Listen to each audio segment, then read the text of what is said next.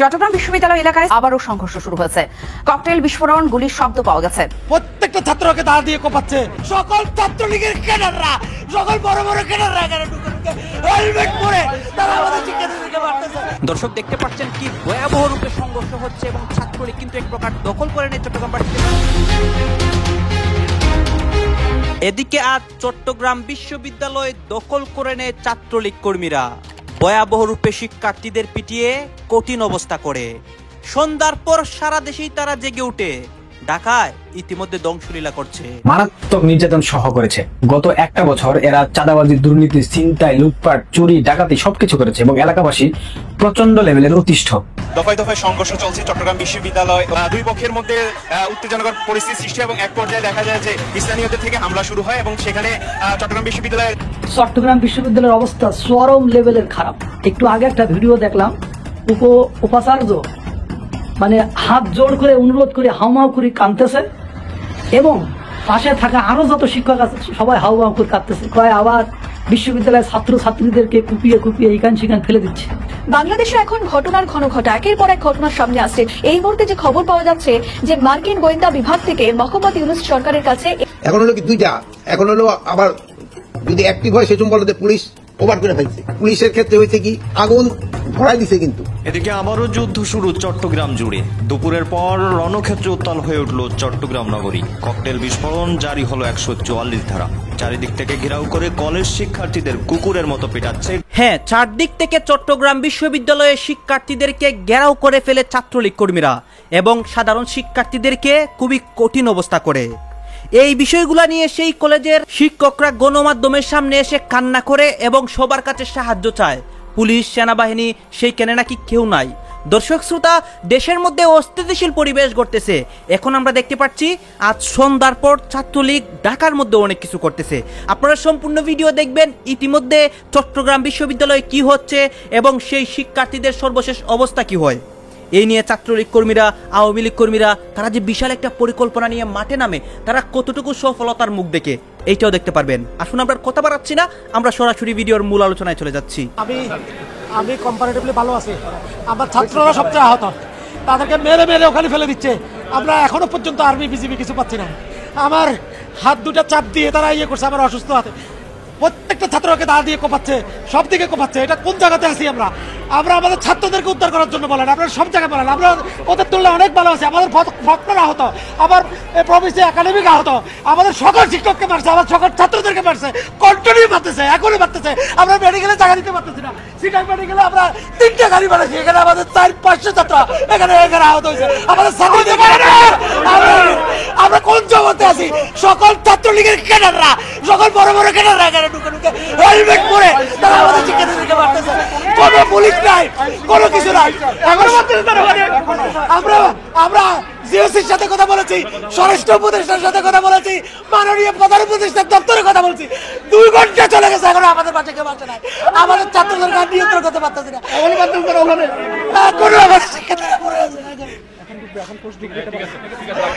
আমি এই আহত অবস্থায় আমি হাত জোর করে ক্ষমা চাচ্ছি। আমাদের শিক্ষার্থীরা তোমরা শান্ত থাকা, এলাকাবাসী আপনারা শান্ত হন। আমরা এখন আর্মি বিজিবি আসতেছে। আমরা এই বিশ্ববিদ্যালয়ে আজকে এত বছর ধরে আছি। এই গ্রামের সাথে আমাদের সম্পর্ক ছিল, এটা অন্য একটা কুচক্র চলতেছে। এই গেমে কেউ হাত দিও না ভাই। তোমরা দয়া করে তোমরা শান্ত হও, তোমরা শান্ত হও। আমরা অনুরোধ করতেছি, আমরা তোমাদের সাথে আছি, তোমরা শান্ত হও। এগুলোর বিচার হবে, তোমরা শান্ত হও। দফায় দফায় সংঘর্ষ চলছে চট্টগ্রাম বিশ্ববিদ্যালয় ও স্থানীয়দের সঙ্গে।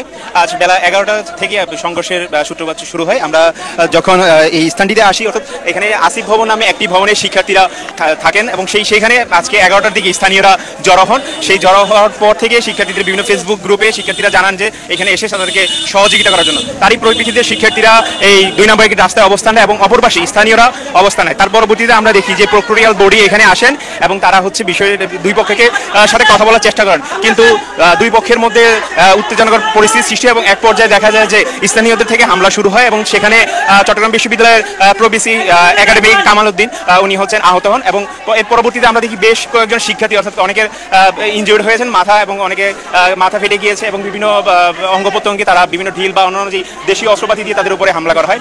এবং আমরা আমরা দেখতে পাচ্ছি যে শিক্ষার্থীরা একের পর এক শিক্ষার্থী আসলে এই সংঘর্ষের স্থান থেকে আসছেন আহত হয়ে, এবং তাদেরকে চট্টগ্রাম বিশ্ববিদ্যালয় মেডিকেল সেন্টারে নেওয়া হচ্ছে। এবং আমরা দেখতে পাচ্ছি যে পুরো রাস্তা জুড়ে ইট পাটকেল এবং বিভিন্ন লাঠি সোটা নিয়ে অবস্থান করছেন শিক্ষার্থীরা, এবং অপর পাশ থেকে স্থানীয়রাও আমরা দেখতে পাচ্ছি যে তারা হামলা চালাচ্ছেন শিক্ষার্থীদের উপরে। এবং আমরা দেখেছি যে কিছুক্ষণ আগেই এই রাস্তা দিয়ে শিক্ষার্থীদেরকে বিভিন্নভাবে তাদের সহপাঠীরা ধরে নিয়ে যাচ্ছেন আহত শিক্ষার্থীদেরকে ট্রিটমেন্টের জন্য, অর্থাৎ অনেকের মাথা ফেটে গিয়েছে, হাত পা ভেঙে গিয়েছে, এবং এই বিষয়গুলো আমরা ইতিমধ্যে লক্ষ্য করেছি। এবং দেখছি যে শিক্ষার্থী এবং স্থানীয়দের মধ্যে বেশ দফায় দফায় একটা সংঘর্ষ চলছে, এবং এই সংঘর্ষ বেশ গুরুতর একটি পর্যায়ের দিকে সৃষ্টি হচ্ছে। এবং আমরা দেখতে পাচ্ছি যে একটু সামনেই একজন আহত শিক্ষার্থীকে নিয়ে আসছেন তার সহপাঠীরা। এরকম পরিস্থিতি সৃষ্টি হয়েছে বেশ কিছুক্ষণ ধরে, অর্থাৎ আমরা গত 10 মিনিট ধরে দেখছি যে একের পর এক শিক্ষার্থী অর্থাৎ স্থানীয়দের কর্তৃক হামলায় আহত হয়ে এখানে আসছেন এবং মেডিকেলের দিকে যাচ্ছেন। এবং আমরা আরও দেখতে পাচ্ছি যে পরিস্থিতি আরো বেশি ঘোলাটে হচ্ছে, অর্থাৎ আমরা এই এখানে আসার পরেও কোনো আইনশৃঙ্খলা রক্ষাকারী বাহিনীদের তেমন কোনো ভূমিকা আমরা দেখতে পাইনি। এবং সেক্ষেত্রে বলছেন যে আসলে আইনশৃঙ্খলা রক্ষাকারী বাহিনীরা এখানে নেই বললেই চলে, এবং তারা এমন একটি অভিযোগ আমাদেরকে করেছে। এবং আমরা ইতিমধ্যে একটি দেখতে পেলাম যে এখানে একটি ককটেল ফোটার শব্দ পেয়েছি, এবং দেখছি শিক্ষার্থীরা আবার কিছুক্ষণ আগাচ্ছেন এবং কিছুক্ষণ পিছিয়ে যাচ্ছেন, এবং তারা তাদের অবস্থান জানান দিচ্ছেন। এবং অপর দিক থেকে স্থানীয়রা ব্যাপক সংঘর্ষ করছেন, এবং আমরা আরেকটি ককটেল বিস্ফোরণের শব্দ ইতিমধ্যে আমরা শুনতে পেয়েছি।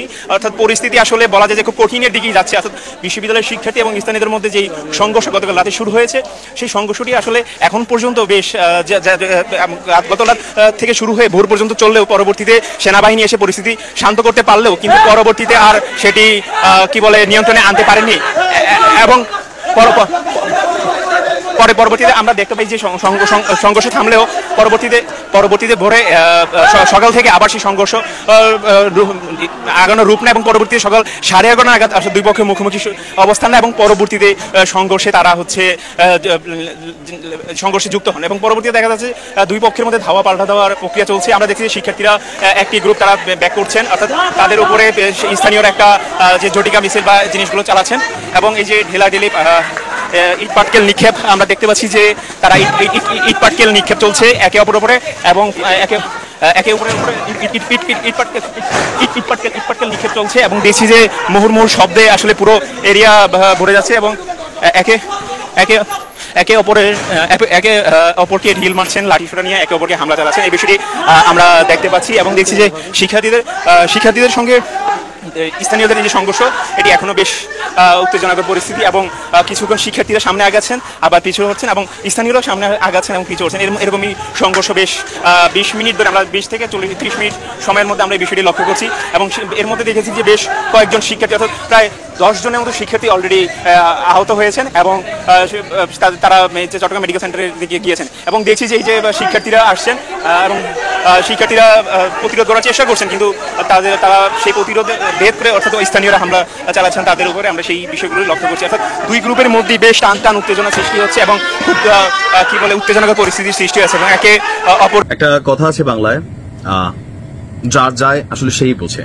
এখন আমরা যারা দূর থেকে বিশ্লেষণ করি আমাদের ফিলিংসের জায়গাটা একরকম, আর যাদের পরিবার এখানে কানেক্টেড তাদের জায়গাটা হয়তো বা একটু অন্যরকম। তবে আমি মনে করি ডক্টর মোহাম্মদ ইউনূস এই মুহূর্তে যে সিদ্ধান্তটা নিয়েছে বা সরকারের যে অবস্থাটা সেটা রাষ্ট্রের জন্য কল্যাণকর। গতকালকে জামাতের আমির বলছিলেন 24 ঘন্টা পার হয়ে গেছে, কারো বিরুদ্ধে সরকার কোনো ব্যবস্থা নেয়নি। আবার এই জামাতই দাবি করতেছিল যে যারা সেনাবাহিনীর সদস্য আছেন এবং পুলিশের সদস্যরা আছেন বিপিনের উপর যারা হামলা করেছে তাদেরকে গ্রেপ্তার করতে হবে, তাদের বিরুদ্ধে আইনি ব্যবস্থা নিতে হবে। অপরদিকে এই দলটির যারা প্রধান আছেন গণঅধিকার পরিষদের রাশেদ খান বা ফারুক ভাইও আগে একবার মার খেয়েছে, সো তিনি কিন্তু বিষয়টা বুঝতে পারেন যে মারের ব্যথা। আমি একবার খাইছিলাম রাজনীতি করাকালীন, অনেক মার খেয়েছিলাম, এরকম নাক টাক নুরুর মতন ফুলেই গেছিল, অনেক ব্যথা হয় প্রচন্ড।